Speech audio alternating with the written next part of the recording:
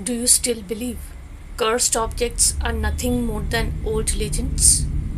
The first thing Shrutesh said after taking a sip of the hot tea in my living room was something I never expected to hear. He looked utterly broken. His hair was disheveled. His clothes were wrinkled. His bloodshot eyes suggested he hadn't slept all night. I stared at him in silence. What happened to you? He lowered his eyes, took a long breath, and said, It all started yesterday evening. Hello, and welcome to Ichirana Audio. Some antiques are priceless, some are haunted. Tonight's story is inspired by a classic supernatural tale by the legendary Bengali author Bibhutibhushan Bandopadhyay, carefully reimagined for my audience while preserving the spirit of the original. If you enjoy atmospheric horror, haunted mysteries, and supernatural storytelling, don't forget to like, comment, share, and subscribe. Now, turn down the lights, make yourself comfortable in your bed, and enjoy the extraordinary eerie experience of the haunted bed. It had been nearly 10 years since I had last seen Shrutesh. The previous evening had seemed perfectly ordinary. Winter had settled over old Calcutta, wrapping the city in cool air and long shadows.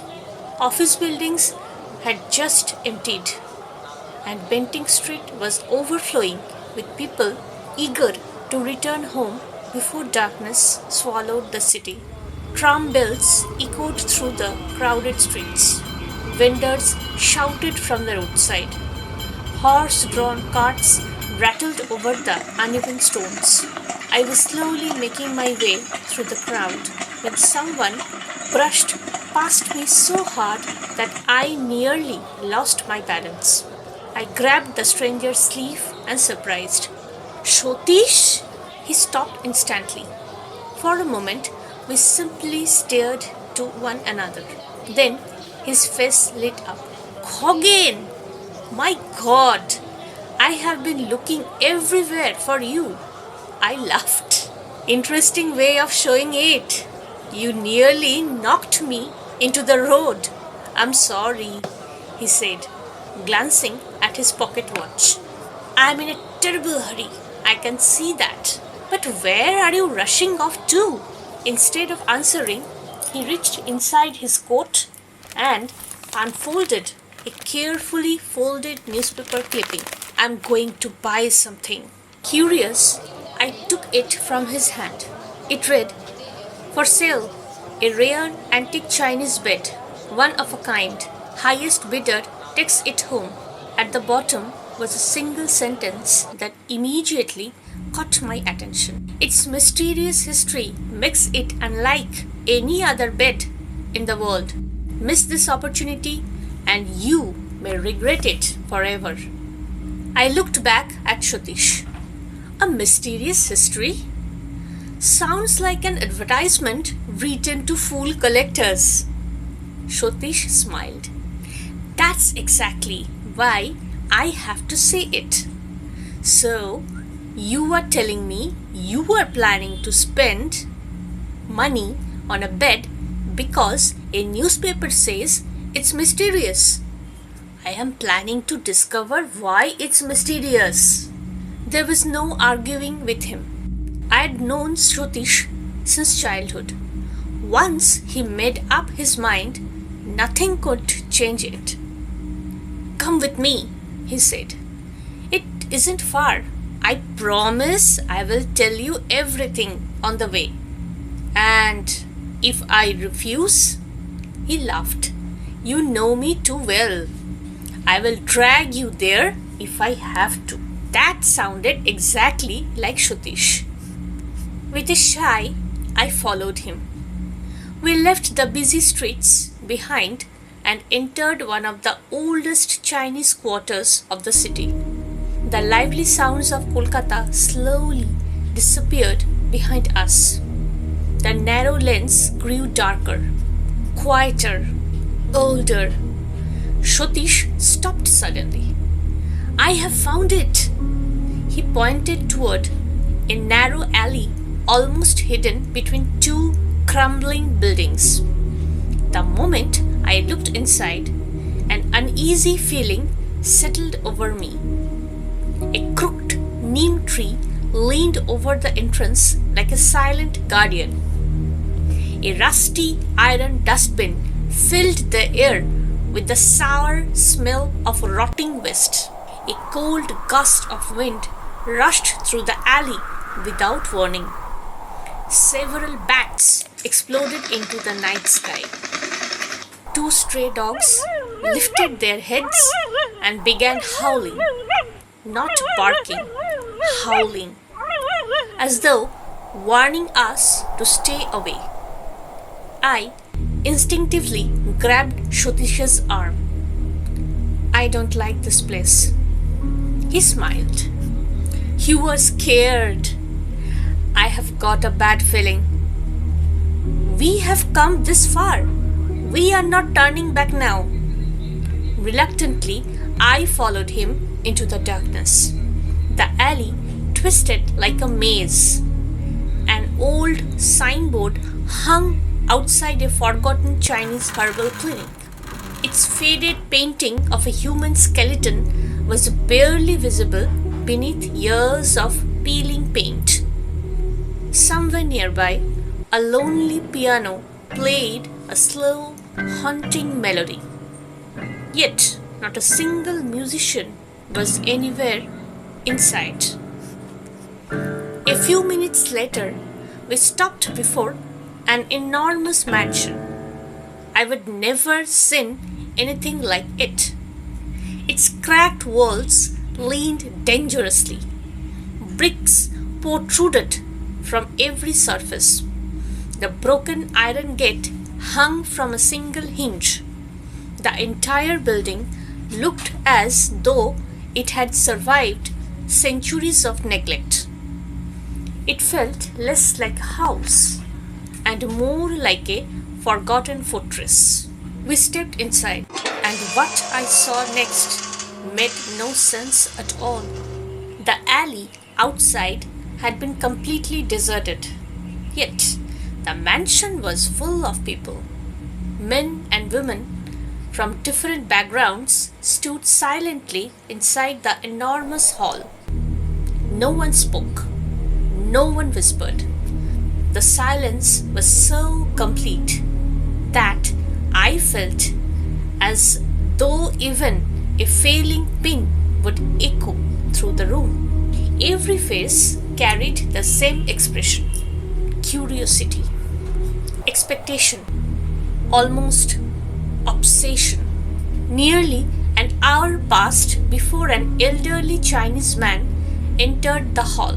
He was heavily built, completely bald. His two front teeth were capped in gold. Tattooed on his left forearm was the image of an ancient Chinese sword.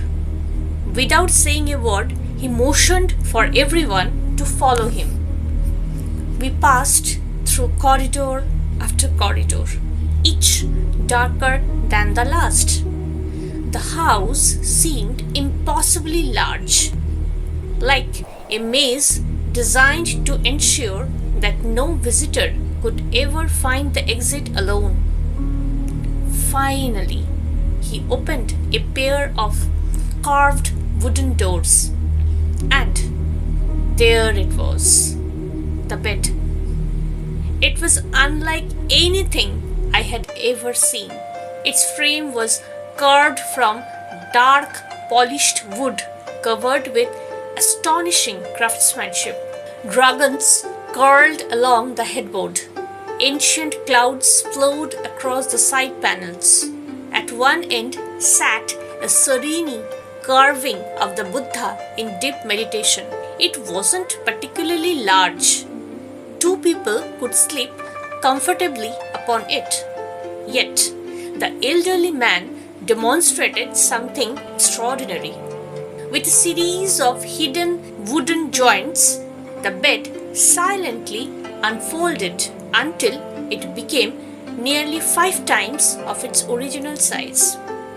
A murmur swept through the room. The auction had begun, and for reasons none of us understood, why every person there wanted that bed, no matter the price. To my surprise, Shrotish was determined to own it, even if it cost him a small fortune, and by the end of the evening, it did it. He paid, and by the end of the evening, it did. He paid 1500 rupees, a staggering amount of money. As we carried the magnificent antique home through the sleeping streets of Kolkata, neither of us noticed the old Chinese caretaker standing silently in the doorway, watching us to leave, not with satisfaction, but with pity. That night, Shrotish slept on the bed for the very first time. The next morning, Shrotish appeared at my doorstep before I had even finished my breakfast. One look at him was enough to tell me something had gone terribly wrong. His hair was disheveled. His clothes were creased as though he had slept in them. His face had lost all color, and his bloodshot eyes told the story of a man who hadn't closed them all night. I opened the door wider. "Good Lord, what happened to you?" He stepped inside without answering. Only after I handed him a cup of hot tea did he finally speak. "I should have listened to you. I knew there was something wrong with that bed the moment you bought it." He took a long sip before continuing. "Last night I slept on it. For a while everything was perfectly normal. I fell asleep almost at once." His hands tightened around a teacup. "Then, sometime after midnight, I felt the bed move." I frowned. "Move?" He nodded slowly. "It felt as though someone beneath it had grabbed the frame and shaken it. Not gently, violently. I sat bolt upright. I switched on the light." He looked at me. The room was exactly as I left it. The bed hadn't moved an inch. I tried to reassure him. "Perhaps you were dreaming." "I thought so too." So I lay down again. He felt silent, but I hadn't been asleep for more than a few minutes when it happened again. This time, the entire room exploded with noise. It sounded as though the bed was being hurled from one wall to other. The walls shook. The windows rattled. It was like standing inside an earthquake. "What did you do then?" I switched on every light. He gave a bitter smile. "Nothing." The room was perfectly still. No broken furniture. No marks on the walls. No sound. Nothing. A cold silence settled between us. I tried to smile. "Old houses make strange noises. Wood expands. Floors creak." Shrotish slowly shook his head. I wanted to believe that, but dawn was still hours away. He stared into the tea, then whispered, "Just before sunrise, I heard someone crying." A chill ran through me. Crying? It was a woman. She wasn't screaming. She was weeping. The saddest sound I have ever heard. It wasn't coming from outside. It was inside my bedroom. He swallowed hard. It sounded as though she was sitting beside the bed, crying for someone she had lost. His voice trembled. I have never heard sorrow like that. Neither of us spoke for several seconds. Finally, I said quietly, "I warned you. There was something unnatural about that advertisement. And something even stranger about the house. I knew that the bed would bring trouble." Shodish gave a strange smile. "I know. That's the frightening part. I should hate it. I should return it. I should burn it. But I can't." I looked at him. "What do you mean?" I don't know. Every time I think about getting rid of it, something inside me refuses. It feels as though the bed belongs with me. His words disturbed me more than the ghostly noises. That wasn't fear, it was attachment. An attachment that made no sense. Suddenly, he leaned forward. "I need your help." "My help?" "Yes. Tonight, please come to my house. We will stay awake and watch that bed together. If someone or something is haunting it, we will find out." I hesitated. "What about work tomorrow?" He blinked, then laughed for the first time that morning. "You have forgotten. It's Sunday." I arrived at his house shortly before sunset. Shotish was already waiting outside the gate. The moment he saw me, he waved enthusiastically. "You came! I wasn't sure you would." Inside, his mother welcomed me warmly, but the smile disappeared from her face the moment she looked toward the bedroom. She lowered her voice. "Khogin, please try to convince him. I have begged him to sell that dreadful bed, but he won't listen." Shotish laughed from across the room. "Sell it? After paying 15,000 rupees just because I had one frightening night?" His mother shied. "It isn't the money that frightens me. It's that thing. I don't like having it in this house." No one replied. After dinner, we carried 2 lanterns into the bedroom. A powerful electric lamp hung from the ceiling. Shotish placed a heavy flashlight beside the bed. On the small table rested a jug of water, a deck of playing cards, and 2 books to help us stay awake. I picked up a detective novel. Shotish chose a medical textbook. "We will take turns sleeping," he suggested. "I will rest first. You keep watch. Wake me in 2 hours. Then we will switch." It sounded reasonable enough. Within minutes, Shotish had fallen asleep. I settled into chair facing the bed. The novel remained open in my hands, but I never had a single word. Every tiny sound made my heart race.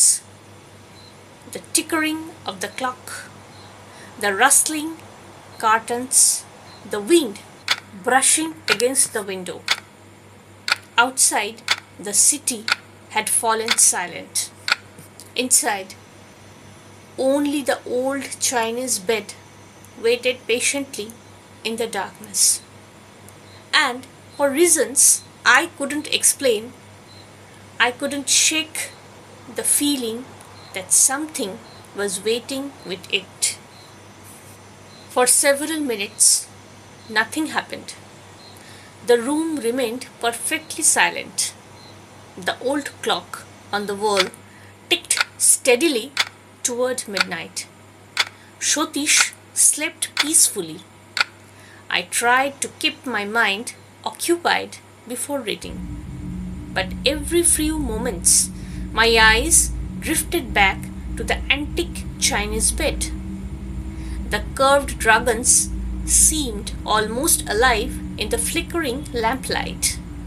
The serene face of the Buddha looked strangely different now, less peaceful, more watchful. Outside, a cold wind swept through the trees. Then, a distant clock chimed twice. It's 2 o'clock. At that exact moment, I heard it. Footsteps, slow, measured, deliberate.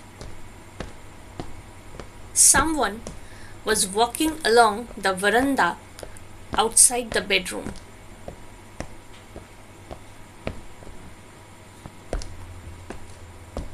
The footsteps grew louder, closer. My heart began pounding. I held my breath. The footsteps stopped just outside the door. Silence. Then, without warning,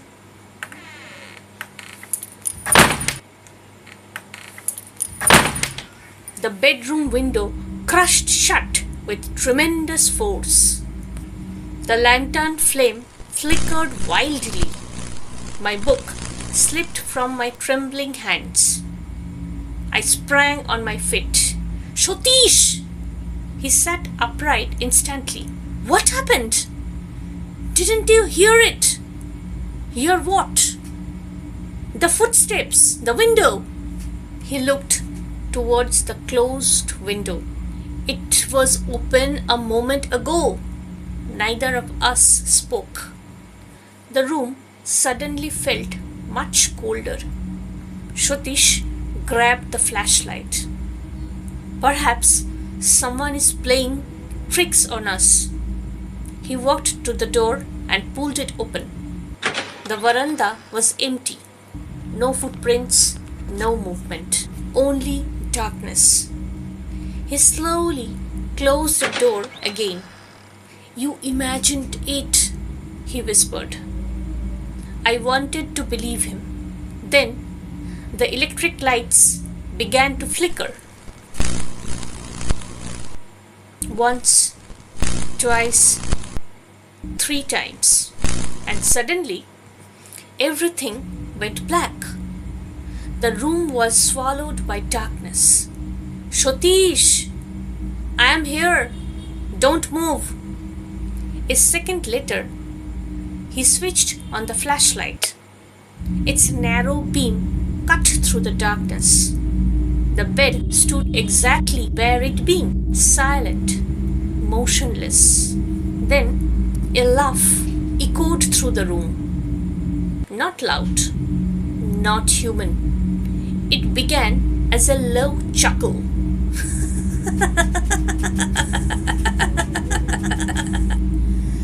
Then rose into a horrifying shriek.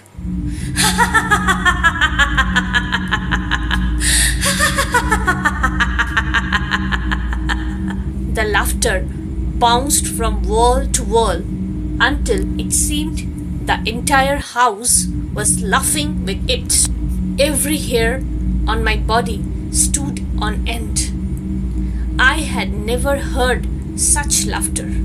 There was no joy in it, only madness. Shrotish swung the flashlight toward the bedroom door. Nothing. The laughter stopped. Just as suddenly, someone began to cry. A woman, softly at first, then louder.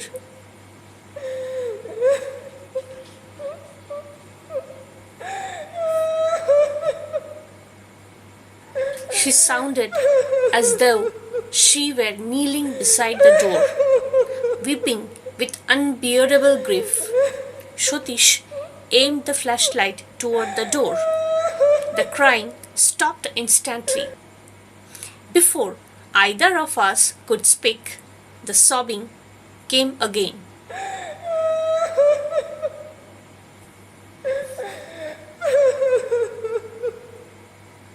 This time from the window. Slowly, the beam of light moved towards it. Nothing. The cry moved again.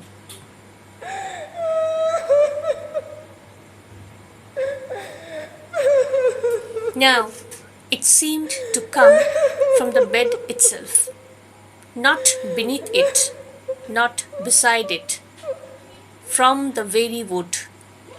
The sorrowful voice whispered in a language neither of us understood.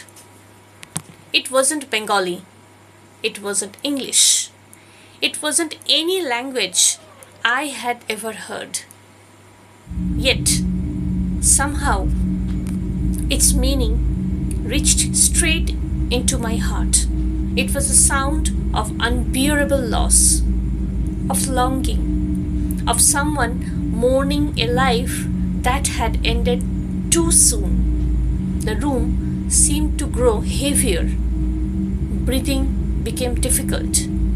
My eyelids felt strangely heavy. Shrotish, do you feel that? He nodded. It feels as though something is draining every ounce of strength from my body. The crying grew louder.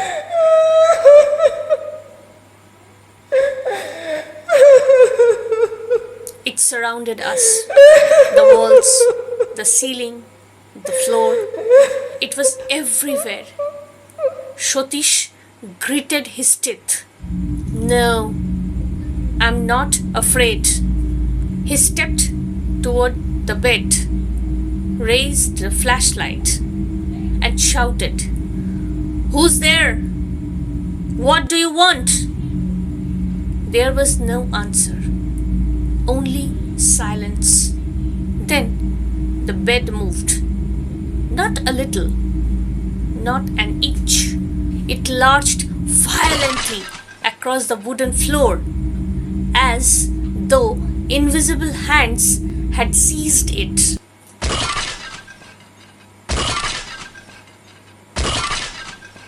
It slammed against one wall, then another. The entire bedroom shook. The curved headboard splintered against the plaster. The drawers burst open. Chairs toppled over.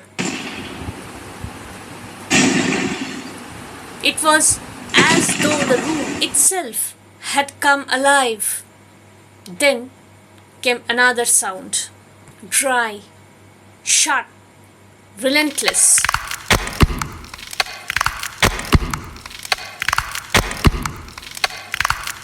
Hundreds of tiny bones striking together.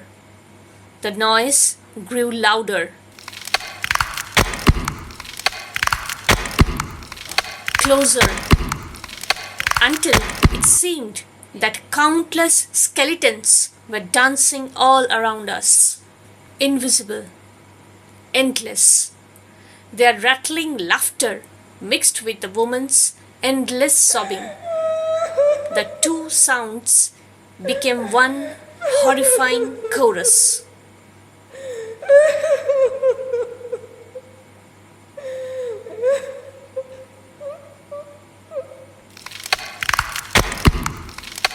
My chest tightened.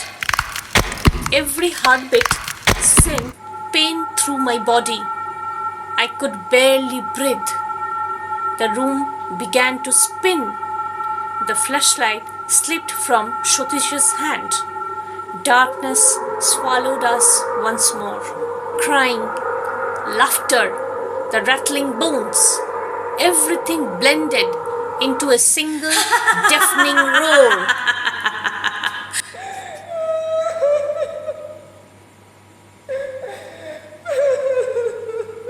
Then, without warning, everything disappeared. Silence, complete silence. When I opened my eyes, I was no longer in Shotish's bedroom. I was standing inside a small wooden house I had never seen before. A single oil lamp flickered in the darkness, and lying on a simple mattress was a dying Chinese man. Beside him stood the very same antique bed. The truth, at last, was waiting for us. I stood frozen. The bedroom had vanished. In its place stood a modest wooden house, lit only by the trembling flame of a single oil lamp. Rain tapped softly against the paper windows. The room smelled of herbs and medicine. On a thin mattress lay an elderly Chinese man. His face was pale. His body was wasted away to little more than a skin and a bone. Every breath seemed to demand every ounce of strength he had left. Beside him sat a young woman. She couldn't have been more than 30. Her eyes were swollen from countless sleepless nights. One hand gently wiped the sweat from her husband's forehead. Then other held his trembling hand. I realized then neither of them could see me. I wasn't there as a visitor. I was witnessing a memory preserved within the haunted bed itself. My eyes wandered across the room, and there it was, the beautiful carved Chinese bed, the same dragons, the same polished wood, the same serene image of Buddha. It stood only a few feet away, untouched. The dying man's eyes never left it. Slowly, with heartbreaking effort, he tried to sit up. His wife rushed to support him. He pointed weakly toward the bed.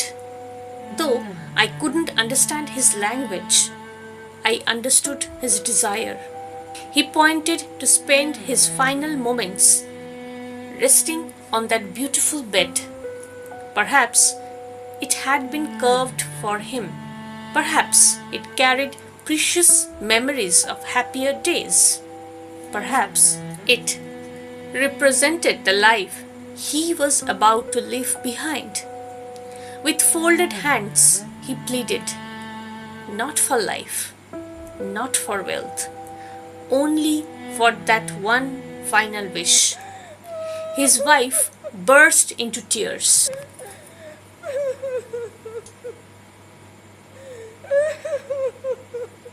Again and again she shook her head. No, she would not allow it. His illness was highly contagious. She feared that if he died upon that curved bed, no one would ever dare to touch it again. Or perhaps she simply couldn't bear the thought of watching him die there. Whatever her reason, she gently pulled him back onto the mattress. The old man tried once more. His trembling fingers reached desperately toward the bed. His wife embraced him tightly, begging him to stop. He looked at the bed one last time, a look filled not with anger but with longing. Then a violent fit of coughing seized him. Dark blood spilled from his lips. His body trembled. His outstretched hand slowly fell. His eyes remained fixed upon the bed until the light within them quietly faded away. Silence filled the room. His wife stared at him in disbelief. He collapsed beside his lifeless body. Her cries pierced the darkness. They were the same cries, the same unbearable sorrow that Shyotish and I had heard during that night. The sound grew louder.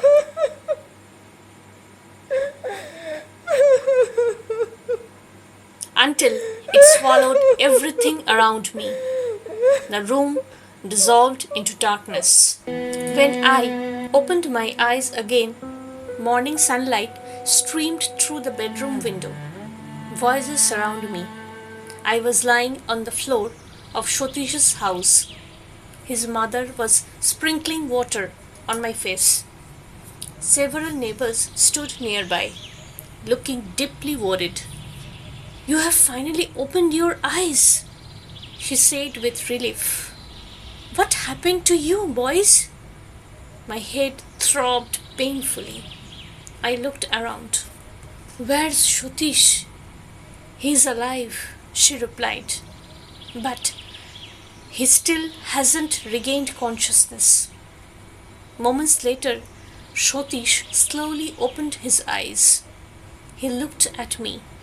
His face turned deathly pale. Before I could speak, he whispered, "You saw them too, didn't you?" I felt a chill run through my body. "You saw the old Chinese man and his wife?" Shyotish nodded silently. Every detail, every moment, exactly I had witnessed it. Neither of us spoke again. There was nothing left to explain. We both knew the haunting had never been driven by hatred nor revenge. It was born from an unfulfilled final wish. That very afternoon, Shyotish made his decision. The bed has to go. A new advertisement appeared in the newspaper. Within a day, collectors arrived from across the city. The bidding was ever fiercer than before. Incredibly, the bed sold for 2,000 rupees, a handsome profit. The buyers carried it away with smiling faces, completely unaware of the sorrow it carried within its polished wood. As the cart disappeared down the street, Shyotish let out a long breath. Neither of us ever spoke of buying antiques again. Years have passed since those events. Yet, every now and then, I find myself wondering where that remarkable bed rests today. Perhaps it still stands in someone's home, admired for its beauty, praised for its craftsmanship, completely innocent in appearance.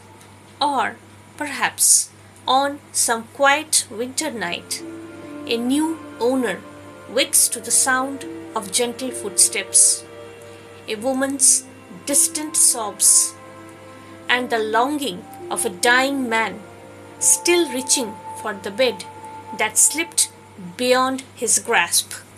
Some ghosts remain because they seek revenge.